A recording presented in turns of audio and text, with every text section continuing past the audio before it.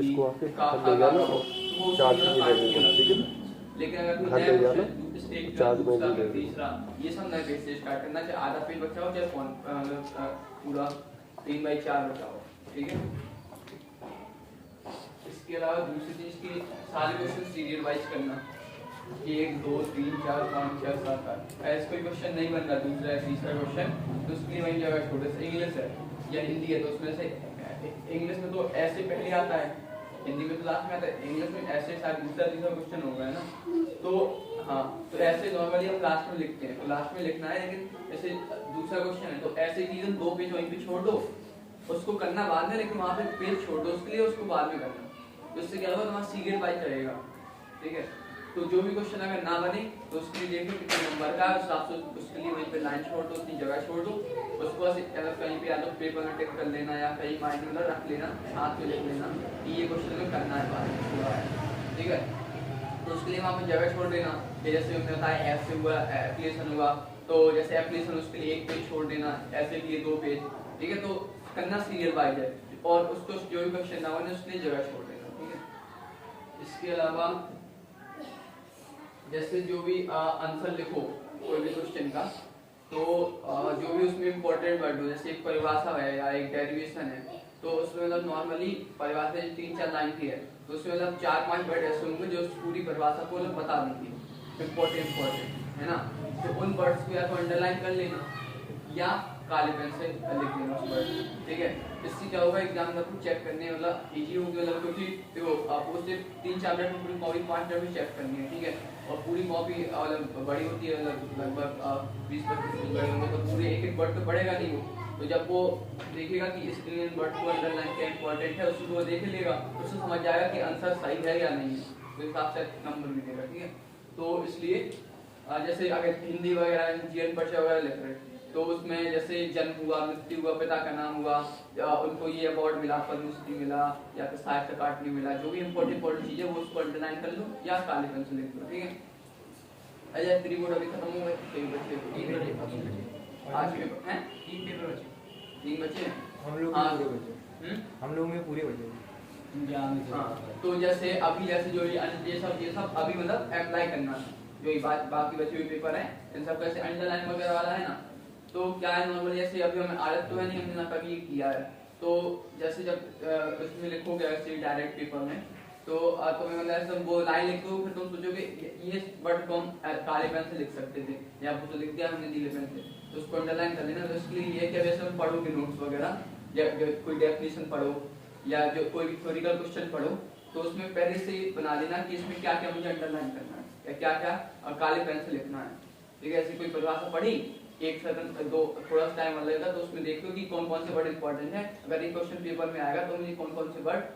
या तो अंडरलाइन करना है, काले पेन से लिखना है, अंडरलाइन करना है, तो पहले से मतलब डिसाइड कर लेना नोट्स वगैरह भी पढ़ोगे, ठीक है। जिससे क्या होगा, इजी होगा वहाँ पे,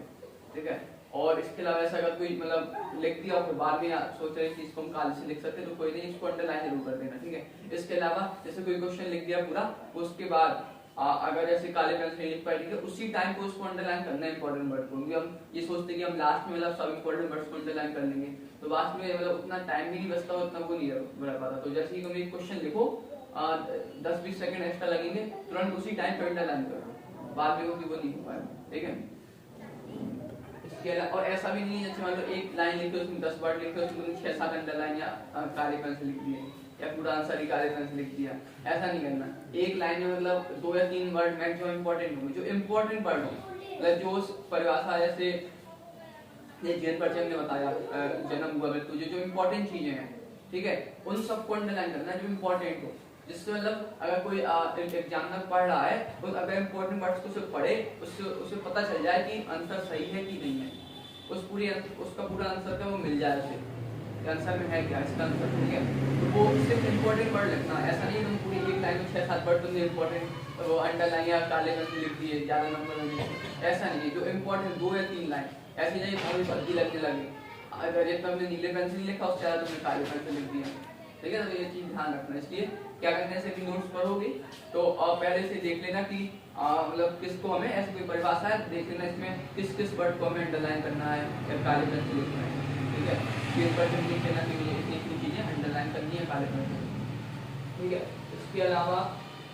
कोई क्वेश्चन छोड़ते मत आना, जैसे अगर फिजिक्स वगैरह में ऐसे कोई अगर सिद्ध करने वाले क्वेश्चन आते हैं, अगर ऐसे नहीं बन रहा तो पहले तो इनके अंदर जस्ट जितने स्टेप बन रहा है पूरा नहीं बन रहा है, 3-4 स्टेप स्टार्टिंग के समझ में आ रहा है तो उसका समझ में नहीं आ रहा क्या करना है, अगला स्टेप क्या है, भूल है क्या है, कोई सिद्ध करने वाला क्वेश्चन है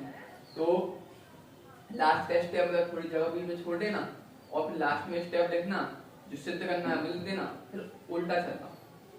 हमने ये नहीं किया, अगर नहीं बने बाई चांस तो ऐसा लग पूरा याद नहीं आ रहा, तो आधे याद है बीच बीच के स्टेप भूल रहे हैं, तो जितना बन रहा है स्टार्टिंग का वो लिख दो, लास्ट का जो प्रूव करना वो लिख दो, तो उल्टा चलो। ठीक है, उल्टा मतलब जैसे इससे फिर अगली क्या लाइन हो सकती है, जैसे एग्जाम्पल के तौर पर डेरिवेशन है, मतलब देख देना एक बार, मतलब वो ये कि जैसे लास्ट लाइन लिखना तो उल्टी चलना, ठीक है, उल्टी एक लाइन लिखना तो क्या करना बीच में मिला देना, तो भी दो जैसे हमने बताया पूरा वो पढ़ता नहीं है, देखिएगा लास्ट का प्रूफ है कि नहीं है, ठीक है, स्टार्टिंग थोड़ी थोड़ी ब्रेक या 5 नंबर का 5 नंबर नहीं मिलेंगे, 3 नंबर मिल जाएंगे, ठीक है, अगर बीच का थोड़ी मोड़ी इधर उधर भी हुआ एक दो स्टेप तो वो नहीं है, एक बार ये छोड़ के मत आना। अगर मान लो बिल्कुल भी नहीं बन रहा, एक लाइन भी नहीं बन रही उस क्वेश्चन से रिलेटेड, तो क्या करना कि उसके उसी चैप्टर के आसपास में कुछ लिख देना, जैसे डेरिवेशन है तो 10 में तो उतनी ज्यादा फिजिक्स में नहीं है डेरिवेशन, अगर थोड़ी बहुत अगर होंगे तो उसी चैप्टर का आसपास का लिख दिया डेरिवेशन, अभी परिभाषा है नहीं आ रही बिल्कुल समझ में, मतलब बिल्कुल पढ़ के नहीं गए वो समझ में ही नहीं आ रही, तो फिर उसकी आसपास के उसी चैप्टर के ग्राफ लिखते हैं, ऐसा मतलब है कि क्वेश्चन दूसरी चैप्टर का है तो हमने 9वें चैप्टर के तो परिभाषा डाल दी, उसी के आसपास की लिख देना, तो उससे क्या होगा, मान लो 3-4 नंबर का है तो 3-4 ऑब्जेक्ट नहीं मिलेंगे, एक नंबर साइड में देंगे कुछ मिल जाएगा, अगर तुम कुछ नहीं लोगे 0 नंबर लेंगे, कुछ तो मिल जाएगा 1 नंबर 1.5 नंबर, इसलिए आसपास का लिख देना, खाली छोड़ के मत आना, मतलब कहने का ये है कोई भी क्वेश्चन चाहे ना बने तब भी। और इसके अलावा यही कॉमन चीज है जो मतलब ध्यान रखनी है, ठीक है, और इसकी जो प्रैक्टिस वगैरह तो अभी तुम उसमें कीबोर्ड वगैरह कोई पेपर बचे खास कर ये वाला अंडरलाइन वाला, तो मतलब अब जैसे हमने अभी तक ये यूज नहीं किया है तो मतलब कहना है ये कि अंडरलाइन कर देना, काले पेन से लिख देना, जब प्रैक्टिकल करोगे ना जैसे अभी अगले पेपर में जब तुम ना करोगे तुम देखोगे कि मतलब तुम्हें आदत नहीं बनेगी यार, बहुत मतलब वो अजीब सा भी लगेगा और आदत नहीं रहेगी, क्योंकि तुम पूरा आंसर लिख दोगे फिर तुम सोचोगे यार इसको लिख सकते थे, क्योंकि फ्लो में लिख जाता है नीले पेन से, जैसे सोच रहे कि पिता का नाम लिख दिया या इसको कर सकते थे, या देखा पूरे आंसर में से एक कोई अंडरलाइन किया और डेट पेज पे छोड़ी है उसमें से एक अंडरलाइन किया, तो कम से कम 10-12 होने चाहिए, 10 तो होने चाहिए अंडरलाइन, तो वो आदत जो है थोड़ी अभी जो पेपर जो होंगे या 3 बचे हैं उसमें मतलब करना है, ठीक है, अप्लाई थोड़ा सा टाइम एक्स्ट्रा लगेगा लेकिन करना जरूर। और बाकी एक चीज और है टाइम मैनेजमेंट, मतलब वही घड़ी पहन के जाना, और एक वो बना लो कि जैसे पेपर है तो 1 घंटे मुझे इतने क्वेश्चन करने हैं, अगले 1 घंटे में इतने करने हैं, लास्ट का आधा पौन घंटे में इतना करना है, लास्ट का 15 से 20 मिनट, जैसे 3.25 घंटे का होता है बोर्ड में पूरा 3.25 घंटा मिलता है, ठीक है, जैसे यहाँ पे तो होम एग्जाम के समय नॉर्मली 3 घंटे 3.25 घंटे से ही ले लेते हैं, लेकिन नॉर्मली 3.25 घंटा मिलता है, कोशिश करना है तुम्हारा 3.25 घंटे पूरा पेपर हो जाए, लास्ट का 15-20 मिनट तुम चेक करने में देखो तुम्हारा कोई क्वेश्चन छूटा तो नहीं, कोई क्वेश्चन नहीं बन रहा तो उसको सोचने में, ठीक है, तो ये सब चीजें। बाकी जैसे अभी बोर्ड वाला ऐसा है कि पिछली बार से कि हर पेज में तुम्हें रोल नंबर वो भी लिखना है, रोल नंबर और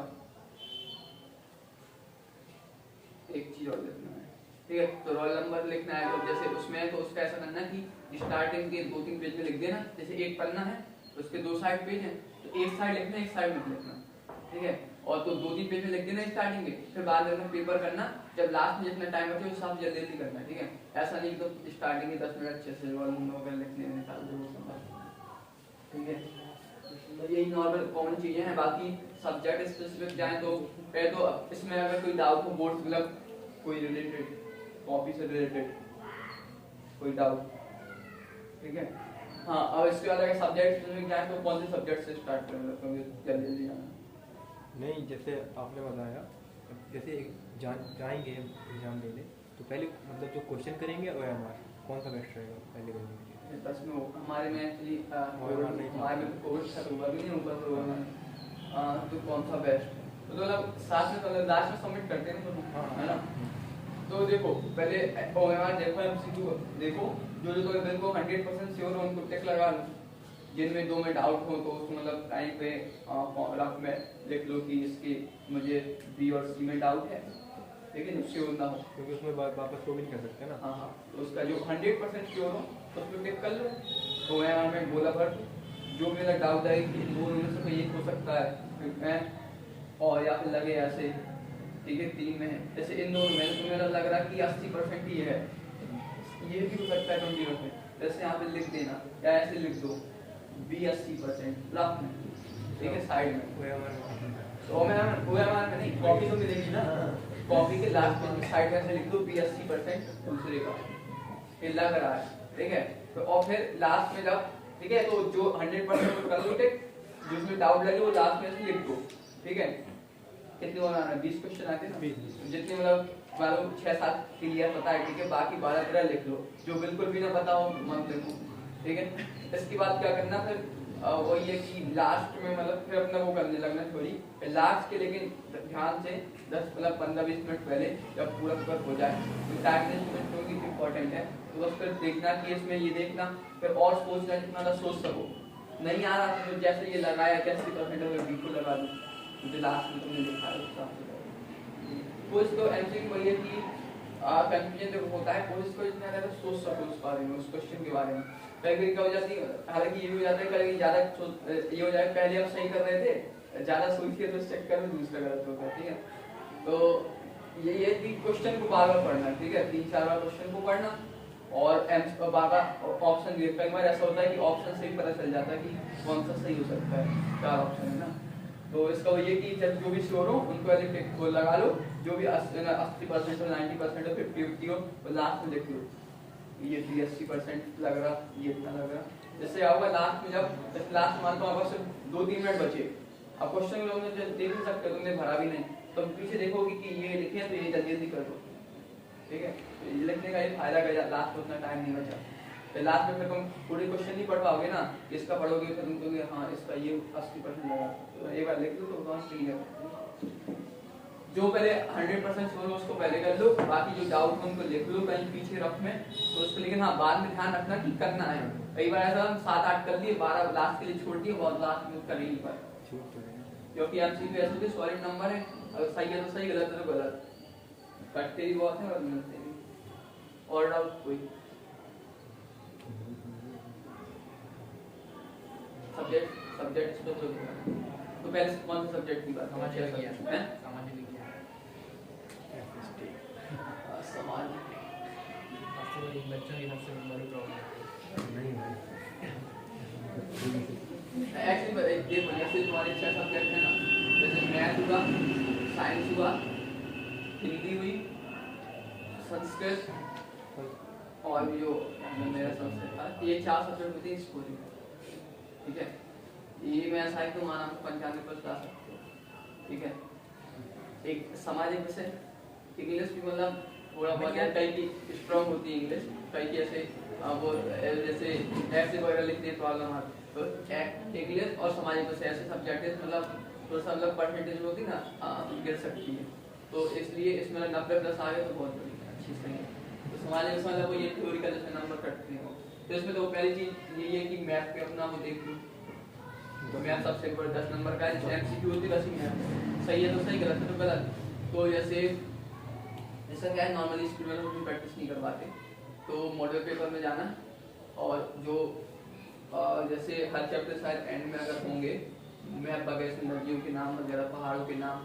या फिर PYQ देख लेना, क्योंकि उसमें जो 5 पार्टिकल थे उन सबकी, तो मैप वगैरह खरीद लेना, खाली के एक रुपये के आते हैं, तो उसमें मतलब जैसे नदियों के नाम की एक दिन प्रैक्टिस करो, एक दिन पहाड़ों के नाम, एक दिन सारे सिटियों के नाम कि जो है मुंबई कहाँ है, पुणे कहाँ है, चेन्नई कहाँ है, ठीक है। और शायद एक तुम्हारे में वर्ल्ड वाला है, एक इंडिया वाला है, एक भौगोलिक नक्शा आएगा इंडिया का, हिस्ट्री और भूगोल का है ना, दूसरा ऐतिहासिक नक्शा, हाँ वही तो इतिहास पूरी वर्ल्ड का आएगा ना, यूरोप वगैरह आएगा, इंडिया का पूरा इंडिया दोनों इंडिया है का, बटा जाता है ना भूगोल और हिस्ट्री में। नहीं जैसे इंडिया ही का रहता हूँ, दोनों इंडिया के। इतिहास में जैसे ऐसे हो जाता है कि गांधी जी ने प्रथम आंदोलन कहाँ चलाया। हाँ तो ये वाला जैसे क्वेश्चन है ना, हाँ। पहले इसके अगर आंसर पता होना चाहिए, वही। इसके लिए पहले बात थ्योरी, फिर जब आंसर बताओ तो जैसे कौन सी सिटी कहाँ पे है, ठीक है, तो इस सब का वैसे पूरे देख लेना। मैं जैसे मोबाइल वगैरह में गूगल मैप डालूं, उसमें पूरा देखो कौन सी सिटी कहाँ पे है, ठीक है, तो सिटी वगैरह अच्छे से देख लो, नदी। वही है कि लोग प्रैक्टिस करनी पड़ेगी, तो उसके लिए मतलब मैप वगैरह खरीदो, उसको पहले देखो। उसमें मॉडल पेपर में अगर वो नहीं हो तो सबसे अच्छा मोबाइल देखो, मोबाइल में मैप में जाओ, ठीक है, उसमें मतलब देख लो कौन सी सिटी कहाँ पे है, तो अब फिर बिना देखे भरो, ठीक है। और वही है कि लोग प्रैक्टिस करनी पड़ेगी इसको थोड़ा मैप में। तो क्वेश्चंस कहाँ से मिलेंगे ये होता है ना, तो जैसे मॉडल पेपर में मिल जाएंगे तुम्हें क्वेश्चंस, और इसके अलावा पीवाईक्यू देख लो, ठीक है, किताब में शायद मिल जाती किताब में पीछे। हाँ तो मतलब वही जितनी ज़्यादा प्रैक्टिस कर सको उतनी देखो। तो अब पीवाईक्यू में ये देखो कि किस टाइप के आ रहे हैं, कि नदियों के नाम आ रहे हैं कि कितने आ रहे हैं, कि किस तरह मतलब नदियों के नाम पूछ रहे हैं कि पहाड़ के नाम, मतलब ये किस टाइप के क्वेश्चन पूछ रहे हैं, उस टाइप की प्रैक्टिस करो। तो ये एकदम पीवाईक्यू देखो 1-2 साल के, 1-2 सेट देख लो, उसमें देखो कि एक नदियों से आ रहा है, एक उससे आ रहा है, एक उससे आ रहा है, तो उन सबकी प्रैक्टिस करो,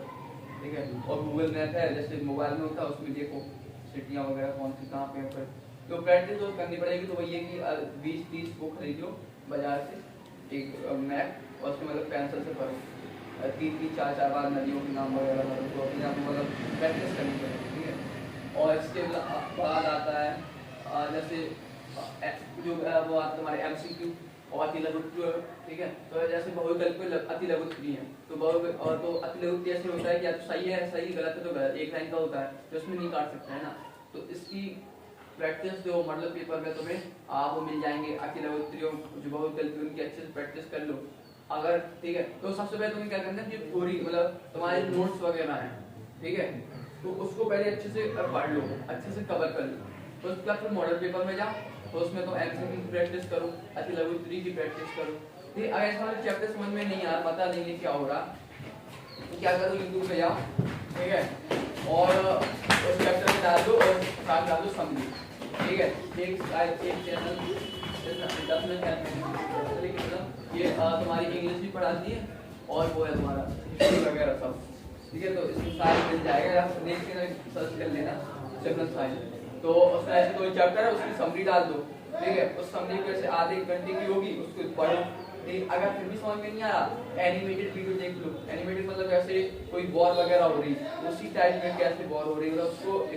विजुअलाइज करना, तो उसमें समझाया थोड़ी और अच्छे समझ में आ जाएगा अगर समझ में नहीं आ रहा, ठीक है। तो वीडियो वगैरह देख लो, नहीं आ रही समझ में यूट्यूब वीडियो से, तो उसको 4-5 बार देखो, आ जाएगा धीरे। तो जब वो आ जाए तो उसका मॉडल पेपर की समरी पढ़ लो, क्योंकि किताब तो बहुत बड़ा चैप्टर है, टाइम नहीं, तो मॉडल पेपर की समरी पढ़ लो, एक डेढ़ पेज की होगी, ठीक है। तो उससे क्या हो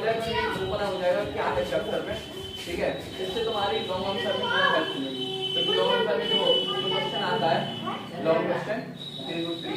तो उसमें जो क्वेश्चन अगर तुम देखो उसका आंसर नॉर्मली 4-5 लाइन का होता है, मतलब लघु उत्तरीय होता है, उसको तुम्हें डायरेक्ट बनाना है, ठीक है। तो उसको आसपास की स्टूडियां जोड़ के, जब तुम्हें अगर समरी अच्छे से पता होगी तो तुम वो बना के लिख सकते हो। तो इसलिए समरी सबसे पहले क्या करना है, यूट्यूब वगैरह में देख लेना, 4-5 बार जब तक समझ में ना आए उसका मॉडल पेपर की समरी पढ़ना, तुम्हें एक पता हो जाएगा हाँ क्या चल रहा है। तो इसका जितनी जो मतलब जैसे MCQ वगैरह से डेट वगैरह,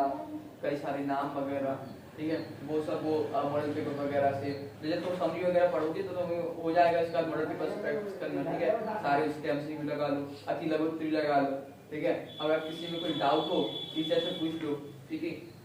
तो वही है जैसे MCQ है और हमारा अति लघु उत्तरीय है, ये जो मैप है, ये तुम्हारे 3 जो है पोर्शन है तुम्हारे मतलब बिल्कुल ऐसे है कि सॉलिड है, अगर सही है तो सही, गलत है तो गलत, ठीक है ना। तो इस मतलब पहले समरी वगैरह अच्छे से पढ़ लो, मॉडल पेपर की समरी देख लो, फिर सारे MCQ उन सब की प्रैक्टिस कर लो, PYQ का अगर टाइम मिले, ठीक है, तो उसकी देख लो, उसके क्वेश्चन जो सारे नोट्स में जो पाए हो बहुत ही लघु उत्तरीय वगैरह अच्छे से खेल लो, ठीक है। इस पर आया लघु उत्तरीय में नॉर्मली मतलब आधा पेज लिखना पड़ता है ना, तो आधा की उसमें शब्द सीमा कितनी होती है, तो जो लगभग कितने नंबर का होता है, 4। तो क्वेश्चन आधे से ज्यादा है, मतलब आधे से ज्यादा हो पौन पेज का, दो पेज की ले रहे हो लघुत्री हाँ, उसके तीन में। तो मतलब आधे से ज्यादा लिखना कोशिश करना, ठीक है, आधे से ज्यादा लिखो तो उसमें उसका जो आंसर तो वही है कि तुम नोट्स वगैरह पढ़ लो, जो जब तुम समरी समझ जाओगे ना तो तुम्हें वो क्वेश्चन आंसर है ना वो भी इजीली तुम्हें मतलब तुम्हें समझ में आएगा। और अक्सर तुम्हें क्या करना है कि डेट वगैरह है वो सब याद करनी पड़ेगी, और नाम है राजा का या वो है शासक का नाम, वो सब याद करने पड़ेंगे, तो वो सब थोड़ा याद करना पड़ेगे। लेकिन अगर समरी अच्छे पता है स्टोरी तो वो तुम्हें जो आंसर क्वेश्चन आंसर वगैरह है वो भी तुम्हें इजीली समझ में आ जाएंगे। रटना मतलब रटना उतना नहीं पड़ेगा, ठीक है। अभी क्या करते नॉर्मली रटते हैं क्योंकि तुमको पता ही नहीं है चैप्टर में वो क्या रहा, समरी है क्या, ठीक है। तो इसलिए पहले तुम YouTube से देख लो, मॉडल पेपर से पढ़ लो, ठीक है। फिर उसके बाद जब तुम क्वेश्चन आंसर फिर उसके बाद क्वेश्चन आंसर देखो जो नोट्स में लिखे, इसके अलावा मॉडल पेपर में देख लो, ठीक है। तो वही है कि इसके बाद तुम्हारा लघुत्री आधे से ज्यादा लिखना, ये कोशिश करना है कौन पेज का, ठीक है। और दीर्घोत्तरी मतलब 2 पेज का, ठीक है। अच्छा एक कोशिश और करना कि ऐसे 2 पेज हैं एग्जैक्ट 2 पेज मत लिखना, ठीक है, या तो थोड़ा सा कम लिखना या ज्यादा लिखना, मतलब पौने 2 पेज लिख दिया या 2.25 पेज, ठीक है। एग्जैक्ट तो मतलब मत लिखना, पौने 2 या मतलब 2-3 लाइन छोड़ देना लास्ट में, ठीक है, आंसर के लास्ट में। और इसमें से दीर्घोत्तरी में यही है कि पहले मतलब जो क्वेश्चन है तो उसके आसपास मतलब थोड़े एक इंट्रोडक्शन टाइप का लिखना लॉन्ग आंसर में, तो उसका जो उसका मेन आंसर है वो लिखना, जो मेन आंसर है ना उसमें ज्यादा अंडरलाइन करना इंपॉर्टेंट वर्ड, ठीक है ना। और इसके बाद फिर वही स्टोरी वगैरह आसपास की जोड़ना पड़ेगी थोड़ी, ठीक है। और दूसरे लॉन्ग आंसर का भी थोड़ा लिखना पड़ेगा क्योंकि जैसा बोला 2 पेज क्योंकि उसका आंसर होगा आधा पेज लिखते हो जो तुम्हें पूछा है, तुम्हें उसको 2 पेज बनाना है, तो आसपास से स्टोरी वगैरह तुम्हें जोड़नी पड़ेगी, ठीक है। और इसका वही है कि प्रैक्टिस में जैसे 1-2 बार 2-3 बार जैसे एक चैप्टर के क्या करो कि 2-2 3-3 लॉन्ग आंसर तैयार कर लो, उनको एक बार लिख लो बिना देखे, ठीक है। और हर चैप्टर जब तुम्हें समरी पता होगी तो मतलब समरी से तुम्हारे लॉन्ग आंसर बन जाएंगे सीधी सी अगर मैं बोलूं, ठीक है। तो 2-3 एक चैप्टर से 2-3 हर से चैप्टर 2-2 लॉन्ग आंसर याद कर लो, ठीक है, तुम्हारा उससे एक खर्चा आएगा पक्का क्योंकि 2 ऑप्शन में आते हैं, ठीक है। और इसके अलावा क्या बोल रहा है यही है कि मैथ तो जो तुम्हारी जैसे यहाँ पे दीर्घोत्तरी है कितने क्वेश्चन आ गए 2 की 4 आते हैं, तो 4 में मान लो 6 नंबर के है ना, अगर तुमने सब सही लिखा है तो मतलब 4-5 नंबर से ज्यादा नहीं काटे मतलब नहीं देगा, हर 1-2 नंबर से ज्यादा नहीं काटेगा, ठीक है। मान लिया अगर उसमें एवरेज 5 से 6 नंबर काट सकता है, ठीक है। और तो लघुत्तरी